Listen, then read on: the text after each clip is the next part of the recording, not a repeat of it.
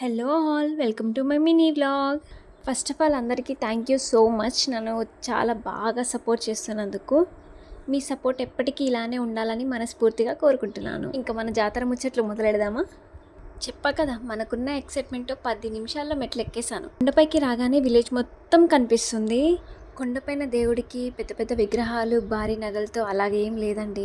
ఎందుకంటే ఇక్కడ దేవుడు స్వయంభుగా వెలిసినాడు కాబట్టి అలాగనే ఉంటుంది. బయట ఎండగా ఉన్నా కానీ గుహలోనికి వెళ్ళగానే చాలా ప్రశాంతంగా, చాలా చల్లగా ఉంది. నార్మల్గా అన్ని టెంపుల్స్లో ఏదో ఒక మెటల్తో తయారు చేసిన ధ్వజస్తంభం ఉంటుంది కదా, కానీ ఇక్కడ మాత్రం చెక్కతో చేసిన ధ్వజస్తంభం ఉంది. మెట్లు దిగి కిందకు వస్తుంటే లెఫ్ట్ సైడ్ హనుమాన్ విగ్రహం కూడా ఉంటుంది. కొండ కింద కూడా వెంకటేశ్వర స్వామి, సతీ సమేత విగ్రహాలు కూడా ఉంటాయి. ఫైనల్ గా దేవుని దర్శించుకున్నాక ఇక్కడే రేణుకా ఎల్లమ్మ టెంపుల్, కొత్త పోచమ్మ టెంపుల్స్ ఉన్నాయి. అవి నెక్స్ట్ పార్ట్ లో పెడతాను. I love you.